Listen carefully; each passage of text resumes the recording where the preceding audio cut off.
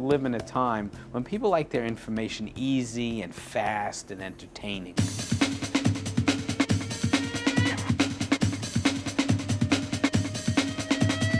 We take great speakers and we cut it together in an upbeat, entertaining way, and we bring it to people in bite-sized pieces that they could actually watch a tape and walk away with something. What do you think the purpose of life is? To try to better the lives of the majority of the people. I don't think there is a purpose. God has given each of us a corner of this earth to make a home for God. The purpose of life is to give back. If you watch How to Raise Happier Children, we'll give you somewhere between 20 and 40 minutes of knowledge that you could take with you. Every class is like a garden, and every flower has a unique color and a unique fragrance, and they have to be cared for in a different way, and you have to really nurture the children in the same way. Not every child is the same. These programs really cover the core traditional laws and customs of Judaism that have been around for 3,000 years.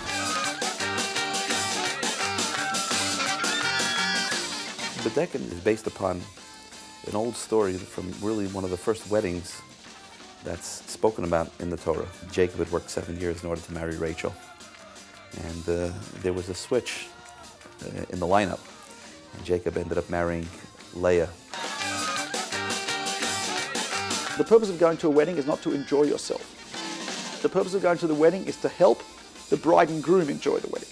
There are so many things that Jews have in common, and we really focus on the things that bring us together, and we don't really focus on the things that separate us. The labels are not that important. The message and the information is what's really important here. And we have a wealth of information from really gifted and talented and educated speakers. What decides what's Jewish has very little to do with how you look, with externalities, with how you dress, with where you live. It has to do with whether or not you're a descendant of the people who came out of Egypt in the Exodus and witnessed the revelation at Sinai, or whether you are the descendant of converts, or whether you are a convert yourself.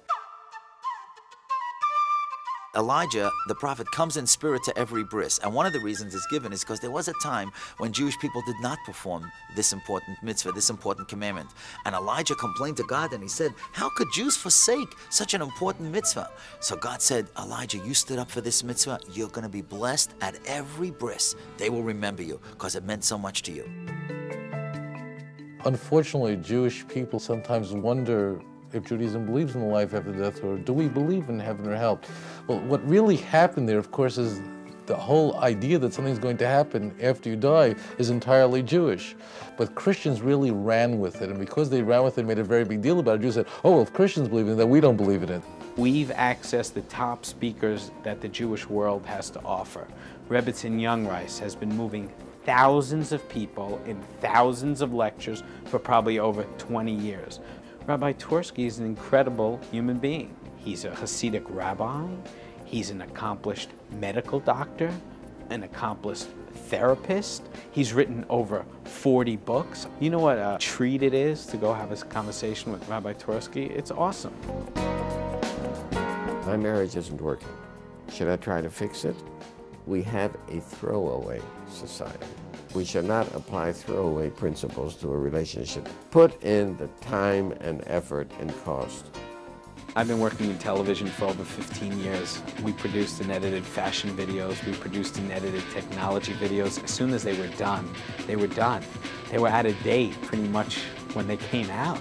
The beautiful part about working on this is the series is never going to go out of date. There's a great pool of knowledge that's over 3,000 years old. We're talking about marriage. We're talking about kosher food, talking about bar mitzvahs, like raising happier children, like being a better person, like making the world a better place. World peace, once only a dream of religious groups, is now reality. As today, the United Nations reported there were no deaths due to armed conflict anywhere in the world. When the world reaches its point of perfection, it'll be that kind of life. There'll be no war, there'll be no hatred, there'll be no hunger, there'll be no poverty, there'll be no tears, there'll be no pain, there'll be no suffering. And everything that's going on now is just bringing the world to that ultimate stage. These are timeless messages. No longer are material pursuits satisfying.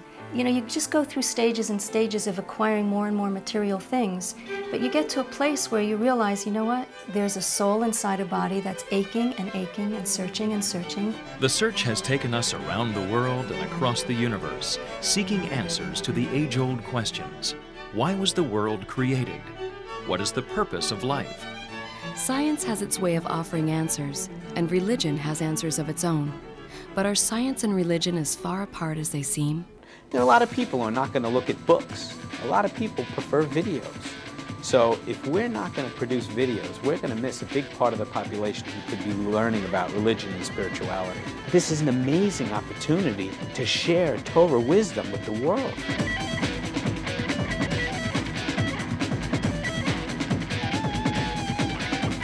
The Bible is the best-selling book. Why shouldn't it be the best-selling video?